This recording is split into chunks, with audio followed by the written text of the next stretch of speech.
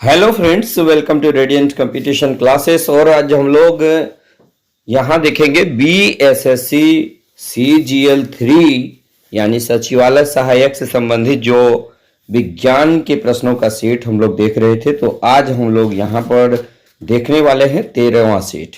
इसके पहले 12 सेट हम लोग ऑलरेडी कर चुके हैं और 12 सेट करने का मतलब 12 पंचे 60 यानी 600 विज्ञान के प्रश्नों को देख चुके हैं। आज हम लोग 13वां सेट यहाँ पर करने जा रहे हैं। चलिए स्टार्ट करते हैं। आज का पहला सवाल, निम्नलिखित में से कौन एक यौगिक नहीं है? इसमें ए चीनी, बी साधारण लवण, B C plaster of Paris, D हीरा। इसका राइट आंसर क्या हो जाएगा दोस्तों? इसका राइट आंसर हो जाएगा हीरा, यानी ऑप्शन नंबर डी। इसलिए कि ये हीरा क्या है? एक तत्व है, ये यौगिक नहीं है। यानी कि देखिएगा कि यौगिक क्या होता है? यौगिक वह शुद्ध पदार्थ होता है जिसमें दो या दो से अधिक पदार्थ निश्चित अनुपात में संयुक्त होते हैं, जैसे जल H2O2, SiO2, CO2, CaSO4 इत्यादि। ये सभी के सभी क्या हैं? यौगिक हैं। यौगिक में अवयवी तत्वों को सरल यांत्रिक विधि द्वारा अलग नहीं किया जा सकता है। यह भी बात आप याद रख लीजिएगा। हीरा क्या है? एक यौगिक नहीं है बल्कि एक पदार्थ है। अगला सवाल देखिएगा, क्वेश्चन नंबर 2, अफीम प्राप्त होती है। अफीम किससे प्राप्त होती है? इसको एक बार फिर से देखिएगा, अच्छे से देखिएगा। ए कोफिया अराबिका से, कैनाबिस सेटिवा से, थियासेनेसिस से, उसके बाद है पापावर सोमनीफेरम से। तो 2 नंबर का राइट आंसर दोस्तों इसका हो जाएगा डी, यानी कि पापावर सोमनीफेरम। इसके बारे में सुना जाए कि ये देखिए, अफीम की प्राप्ति पापावर सोमनीफेरम से होती है। और जैसे चाय किससे प्राप्त होती है? पत्ती से प्राप्ति। कोको बीज से प्राप्त होती है। गुराना बीज से प्राप्त होती है। कहवा बीज से प्राप्त होती है। कोला ये भी बीज से प्राप्त होती है। और इसमें देखिएगा, चाय में थीन, कॉफी में कैफीन एवं कोको में कोकनी एल्कलॉइड पाए जाते हैं। ये भी प्रश्न आपको पूछा जाता है। उसके बाद देखिएगा तीसरा नंबर का सवाल। तीसरा नंबर का सवाल एक बार देख लीजिए। इसमें कह रहा है क्या कि बीज अंकुरण के दौरान निम्न में से क्या घटित होता है? ए शर्करा का संश्लेषण होता है, बी वसा का संश्लेषण होता है, सी प्रकाश का संश्लेषण अवशोषण होता है, डी ऊष्मा का विमोचन होता है। 3 नंबर का राइट आंसर क्या हो जाएगा दोस्तों? 3 नंबर का ऑप्शन हो जाएगा डी, यानी कि बीज अंकुरण के दौरान ऊष्मा का विमोचन होता है।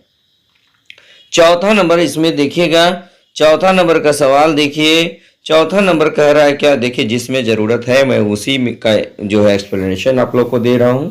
चौथा नंबर देखिएगा, पक्षियों की उत्पत्ति होती है नॉन कॉर्डेटा से, बी सरीसृप से, सी उभयचर से और डी मछली से। तो 4 नंबर का राइट आंसर हो जाएगा दोस्तों बी, यानी कि सरीसृप से। पक्षियों की उत्पत्ति सरीसृप से होती है। यानी कि देखिएगा इसका एक्सप्लेनेशन, सरीसृप स्थलीय कशेरुकी जंतु होता है। सरीसृप का श्वसन फेफड़ों द्वारा होता है और इसके अंडे कैल्शियम कार्बोनेट की बनी कवच से ढका होता है। और घोंसला बनाने वाला एकमात्र जो सर्प होता है, सांप होता है, वो नाग होता है। और हाइड्रोफिश सर्प सबसे जहरीला होता है और सबसे बड़ा जीवित पक्षी शुतुरमुर्ग होता है। और भारत का सबसे बड़ा चिड़ियाघर अलीपुर में, और ये अलीपुर कहाँ है? कोलकाता में है। नेक्स्ट देखिएगा 5 नंबर का सवाल, वह व्यक्ति जिसमें दोनों प्रतिरक्षी होते हैं पर कोई प्रतिजन नहीं होता, किस ब्लड ग्रुप से संबंधित होता है? A B, B A, C B और डी ओ। इसका राइट आंसर क्या होगा? 5 का डी, ओ प्रकार।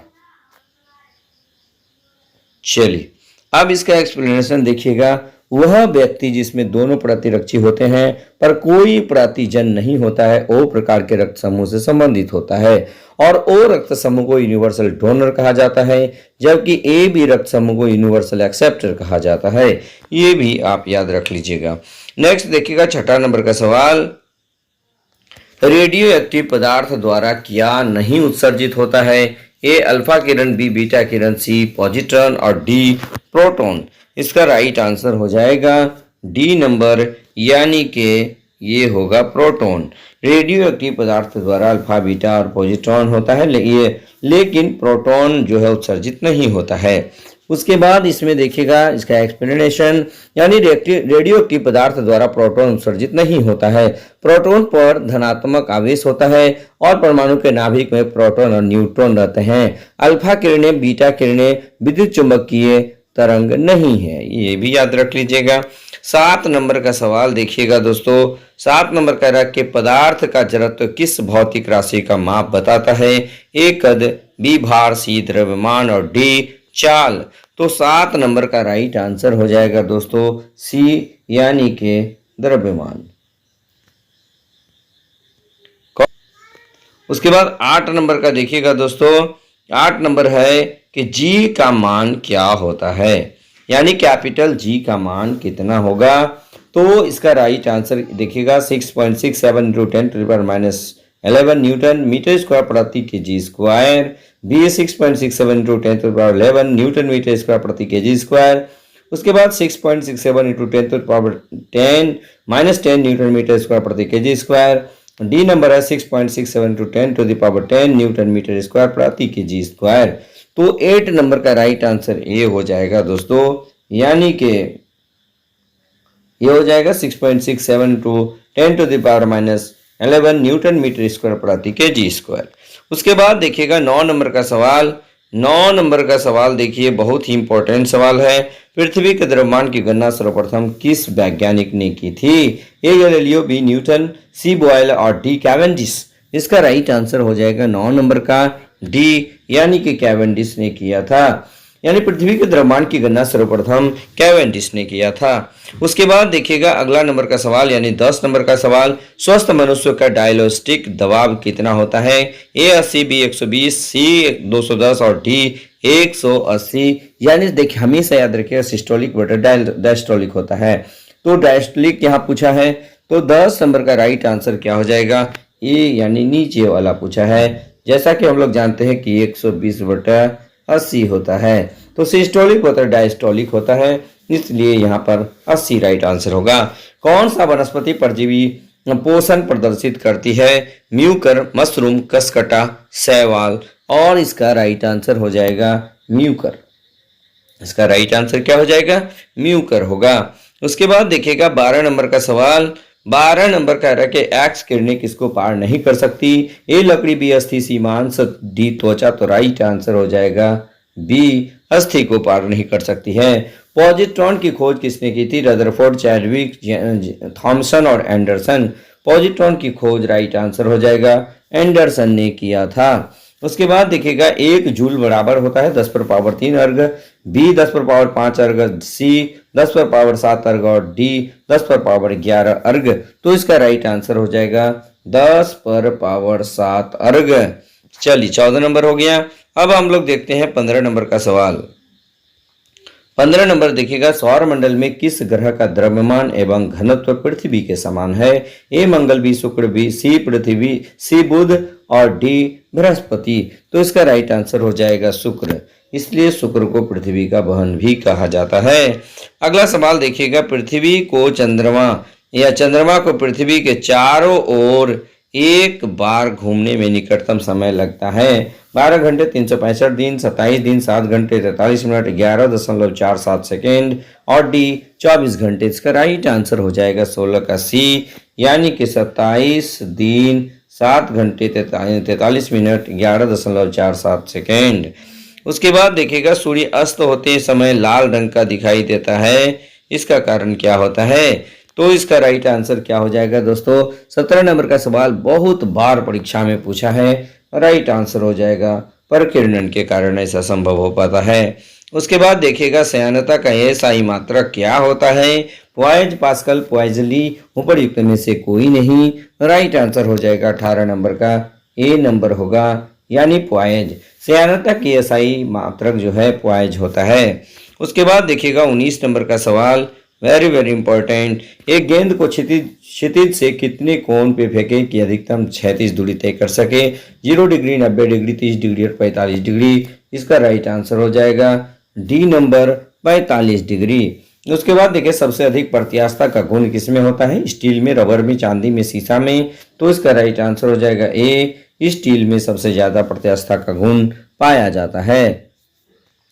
अगला सवाल देखिएगा 21 नंबर का कि उच्च तापक्रम को मापने का यंत्र पेरिहिलियोमीटर, पायरोमीटर, टैकोमीटर, पिक्नोमीटर। तो इसका राइट आंसर हो जाएगा पायरोमीटर, यानी कि इस नंबर का बी नंबर करेक्ट होगा। 22 नंबर देखिएगा यदि कोई व्यक्ति दूर की वस्तुओं को स्पष्ट नहीं देख सकता तो उसकी दृष्टि में कौन सा दोष होगा? ये देखिएगा दूरदृष्टि, निकट दृष्टि, दृष्टि वैषम्य और प्रयुक्त में से कोई नहीं। तो इसका राइट आंसर 22 नंबर का क्या हो जाएगा दोस्तों? 22 नंबर का बी नंबर हो जाएगा, यानी कि देखिएगा निकट दृष्टि दोष। उसके बाद 23 नंबर का सवाल देखिएगा। 23 नंबर क्या कर रहा है? किसी चालक के सिरों के बीच विभवांतर उसमें बहने वाली धारा के समानुपाती होता है। यह नियम किसका है? तो इसका राइट आंसर हो जाएगा ये नियम ओम का है, यानी किसी चालक के सिरों के बीच विभवांतर उसमें बहने वाली धारा के समानुपाती होता है। यह नियम ओम का नियम है। उसके बाद देखिएगा 24 नंबर का सवाल कि पृथ्वी के चुंबकीय अक्ष और तथा भौगोलिक अक्ष के बीच का कोण 0 डिग्री, 18 डिग्री, 23 डिग्री और इनमें से कोई नहीं। तो 24 नंबर का राइट आंसर हो जाएगा बी नंबर, यानी कि 18 डिग्री होता है। उसके बाद देखिएगा लेंज का नियम संबंधित है ये द्रव्यमान संरक्षण से, संवेग संरक्षण से, ऊर्जा संरक्षण से, द्रव्यमान एवं ऊर्जा संरक्षण दोनों से। तो इसका राइट आंसर क्या हो जाएगा दोस्तों?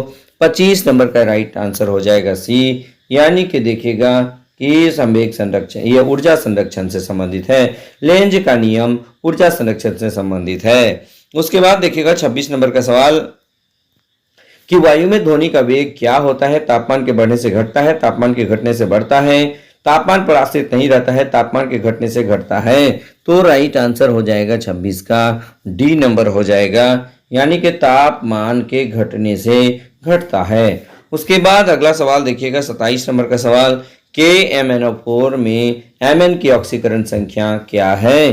तो इसका राइट आंसर क्या हो जाएगा दोस्तों? +7 +4 +6 +2। तो इसका राइट आंसर हो जाएगा सी, यानी कि +6 हो जाएगा। 27 नंबर का सी नंबर हो जाएगा। देखिएगा ये क्या है? एक प्रकार का ये मैथमेटिकल कैलकुलेशन है। जैसे देखिएगा इसका हम बता देते हैं कि K2 यानी कि देखिएगा K का जो वैलेंसी होता है 1 गुना 2 हो जाएगा। Mn जैसे x प्लस -2 × 4 हो जाएगा। इस तरह कैलकुलेट करेंगे तो x का वैल्यू 6 आएगा। उसके बाद देखिएगा हाइड्रोजन के समस्थानिक होते हैं कितने? तो 5 7 2 3। तो इसका राइट आंसर हो जाएगा 3 होते हैं, यानी 28 नंबर का राइट आंसर क्या हो जाएगा? 28 नंबर का राइट आंसर डी हो जाएगा 3। हाइड्रोजन के समस्थानिकों की कुल संख्या 3 होती है। उसके बाद देखिए सल्फर का अणुसूत्र है S4 S8 H6 S6 और S5। तो 29 नंबर का राइट आंसर क्या हो जाएगा? बी, यानी S8 होता है। S8 याद रखिएगा, सल्फर का अणुसूत्र S8 होता है। उसके बाद देखिएगा 30 नंबर का सवाल कि जर्मन सिल्वर मिश्र धातु है तांबा, निकेल और चांदी की, चांदी, तांबा और एल्युमिनियम की। उसके बाद जस्ता, तांबा, निकेल की। उसके बाद चांदी, जस्ता और तांबा की। तो राइट आंसर 30 नंबर का क्या होगा? सी नंबर हो जाएगा, यानी कि देखिएगा जर्मन सिल्वर, जस्ता, तांबा और निकेल की मिश्र धातु है। लोहे का शुद्धतम रूप क्या है? तो इसका राइट आंसर क्या हो जाएगा? लोहे, steel, cast iron, pig iron और रॉट आयरन, यानी कि देखिएगा पिटवा लोहा जिसको बोलते हैं और रॉट आयरन लोहे का शुद्धतम रूप होता है। उसके बाद देखिएगा 32 नंबर का सवाल baking soda Na2Cl3 NaHCO3 K2CO3 NaOH, right answer इसका क्या होगा? तो 32 नंबर का बी, यानी खाने वाला सोडा को सोडियम बाइकार्बोनेट के नाम से जाना जाता है। 33 नंबर देखिएगा निम्नलिखित में कौन नाइट्रोजन युक्त उर्वरक नहीं है? Calcium ammonium nitrate, urea, calcium cyanamide, super phosphate. तो 33 नंबर का राइट आंसर क्या हो जाएगा दोस्तों? डी हो जाएगा, यानी कि सुपर फॉस्फेट जो होता है ये नाइट्रोजन युक्त उर्वरक नहीं होता है। तो इसका राइट आंसर क्या हो जाएगा? ऑप्शन नंबर डी करेक्ट होगा। 34 नंबर का सवाल देखिएगा 34 नंबर का सवाल है, किस संश्लेषित रेशा को कृत्रिम सिल्क के नाम से जाना जाता है? Cotton, rayon, Terylene, nylon. तो इसका राइट आंसर क्या हो जाएगा? 34 नंबर का बी नंबर हो जाएगा, यानी रेयॉन को कृत्रिम सिल्क के नाम से भी जाना जाता है। जंतु कोशिका में नहीं पाया जाता है। ए सेंट्रोसोम, बी माइटोकॉन्ड्रिया, सी प्लाज्मा मेम्ब्रेन और डी सेलुलोज। तो 35 नंबर का राइट आंसर क्या हो जाएगा? डी हो जाएगा, सेलुलोज हो जाएगा राइट आंसर, यानी कि जंतु कोशिका में सेलुलोज नहीं पाया जाता है। उसके बाद 36 नंबर का सवाल देखिएगा। 36 नंबर का सवाल कह रहा है, निम्नलिखित में से कौन सा स्वपोषी होता है? ए प्रोटोजोआ, बी शैवाल, सी कवक और डी विषाणु। तो 36 नंबर का राइट आंसर हो जाएगा बी, यानी कि शैवाल इसका राइट आंसर हो जाएगा। 36 नंबर का बी होगा। उसके बाद प्रकाश संश्लेषण के दौरान पैदा होने वाले ऑक्सीजन का स्रोत ए जल होता है, कार्बन डाइऑक्साइड, क्लोरोफिल और मीजोफिल कोशिकाएं। तो 37 नंबर का राइट आंसर क्या हो जाएगा दोस्तों? ए हो जाएगा, यानी जल। प्रकाश संश्लेषण के दौरान पैदा होने वाले ऑक्सीजन का स्रोत जल होता है। उसके बाद देख लीजिएगा, यहाँ सबसे इंपॉर्टेंट क्वेश्चन है, पित्त निम्नलिखित में से कहाँ से स्रावित होता है? गुर्दा, हृदय या अग्न्याशय और यकृत। तो इसका राइट आंसर हो जाएगा डी, यकृत। 38 नंबर का राइट आंसर डी हो जाएगा। उसके बाद देखिएगा 39 नंबर का सवाल। 39 का रक्त का कौन सा अवयव शरीर के अंगों को ऑक्सीजन पहुंचाता है? रक्त प्लाज्मा, आरबीसी, सीडब्ल्यूबीसी और एफएसएच। तो इसका राइट आंसर क्या हो जाएगा? आरबीसी, यानी 39 नंबर का बी क्लियर है। 39 नंबर का राइट आंसर बी होगा। 40 नंबर का देखिएगा, निम्नलिखित में से कौन सा ऊर्जा नहीं प्रदान करता है? ये वसा, प्रोटीन, विटामिन और कार्बोहाइड्रेट। इसका राइट आंसर होगा सी, यानी विटामिन कभी भी ऊर्जा प्रदान नहीं करता है। ये सिर्फ उपापचयी क्रिया को नियंत्रित करने का काम करता है। उसके बाद देखिएगा 41 नंबर का डी होगा इसका, यानी देखिएगा हृदय का पहला प्रतिस्थापन किसके द्वारा किया गया था? Doctor William Harvey, sir F G. Hopkins, doctor Louis Pasteur, Christiaan Barnard. तो इसका राइट आंसर हो जाएगा डी, क्रिश्चियन बर्नार्ड होगा, यानी हृदय का पहला प्रतिस्थापन डॉक्टर क्रिश्चियन बर्नार्ड के द्वारा किया गया था। आरबीसी का जीवन काल क्या होता है? आरबीसी का जीवन काल 120 से 180 दिन, 1 से 4 दिन, 100 से 150 दिन और 20 से 120 दिन। तो 42 नंबर का राइट आंसर दोस्तों डी हो जाएगा, यानी कि 20 से 120 दिन आरबीसी का जीवन काल होता है, जबकि डब्ल्यूबीसी का 1 से 4 दिन होता है मात्र। उसके बाद अंग्रेजी भाषा के समान उच्च स्तरीय कंप्यूटर भाषा फोर्ट्रॉन, पास्कल, कोबोल और सी प्लस प्लस। तो राइट आंसर 43 का ए होगा, यानी कि फोर्ट्रॉन होगा, जिसको फॉर्मूला ट्रांसलेशन के नाम से भी जाना जाता है और एक वैज्ञानिक भाषा है। किस विटामिन में कोबाल्ट पाया जाता है? ए, B6, B12, ए और के। राइट आंसर है विटामिन B12 में जो है कोबाल्ट की मात्रा पाई जाती है। उसके बाद देखिएगा चुंबकीय क्षेत्र, 45 नंबर का सवाल देखिएगा, चुंबकीय क्षेत्र का एसआई मात्रक क्या होता है? तो ए गॉस, बी वेबर, सी हेनरी और डी डोमिन। तो इसका राइट आंसर हो जाएगा गॉस। चुंबकीय क्षेत्र का एसआई मात्रक गॉस होता है। उसके बाद पौधों को रोग प्रतिरोधक क्षमता प्रदान करने वाला तत्व तो कौन सा है? A nitrogen, B phosphorus, C calcium और डी पोटेशियम। तो इसका राइट आंसर 46 नंबर का डी होगा, यानी कि पोटेशियम होगा। पौधों को रोग प्रतिरोधक क्षमता प्रदान करने वाला तत्व पोटेशियम होता है। उसके बाद देखिएगा 47 नंबर का सवाल, मानव शरीर में गुर्दे का काम रक्त को शरीर में प्रभावित करना, रक्त से यूरिया अलग करना, रक्त से ऑक्सीजन अलग करना और डी इनमें से कोई नहीं। तो 47 नंबर का राइट आंसर हो जाएगा बी, यानी रक्त से यूरिया अलग करना। उसके बाद देखिएगा 48 नंबर का सवाल, 48 नंबर कह रहा है अंडे में कौन सा विटामिन लगभग बिल्कुल नहीं पाया जाता है? ये vitamin A, vitamin B, vitamin C और विटामिन डी। इसका राइट आंसर हो जाएगा 48 नंबर का सी, यानी कि विटामिन सी अंडा में बिल्कुल भी नहीं पाया जाता है। उसके बाद हम तारों को टिमटिमाते हुए देख पाते हैं, प्रकाश के अपवर्तन के कारण, प्रकाश के परावर्तन के कारण, प्रकाश के विवर्तन के कारण, इनमें से कोई नहीं। तो इसका राइट आंसर हो जाएगा प्रकाश के अपवर्तन के कारण हम तारे को टिमटिमाते हुए पाते हैं। उसके बाद देखिएगा 50 नंबर का सवाल दोस्तों, 50 नंबर का सवाल देखिए, इसमें कह रहा है क्या? निम्नलिखित में से कौन सा ऊष्मा का सबसे अच्छा सुचालक है? ठंडा पानी, समुद्र का पानी, गर्म पानी, आश्वित पानी। तो राइट आंसर हो जाएगा बी, यानी कि समुद्र का पानी जो है, ये समुद्र का पानी ये ऊष्मा का सबसे अच्छा सुचालक होता है। तो इस प्रकार आज हम लोग 13वां सेट कर लिए। यदि आप इसके पहले 12 सेट नहीं देखे हैं तो निश्चित रूप से आप हमारे प्लेलिस्ट में जाइएगा, मैं उसका लिंक दिया हूं, डिस्क्रिप्शन में भी इसका लिंक दे रखा हूं, आप वहां से ये 12 सेट जो है आप देख सकते हैं। चूंकि ये 13वां सेट है और अब लगातार फिर आप लोगों को सेट मिलता रहेगा और इस प्रकार ये जब साइंस समाप्त हो जाएगा तो फिर जो है सीजीएल और सचिवालय सहायक के लिए मैं आप लोगों को फिर जीके जीएस का सेट प्रोवाइड करूंगा। लगातार आप देखते रहिएगा। यदि आप हमारे चैनल पर पहली बार विजिट किए हैं तो इसमें जो है पहले चैनल को सब्सक्राइब कर दीजिएगा, उसके बाद जो है बेल आइकन दबा दीजिएगा ताकि हमारा हर लेटेस्ट वीडियो आप तक आसानी से पहुंच पाए। तो बस आज के वीडियो में इतना ही, धन्यवाद।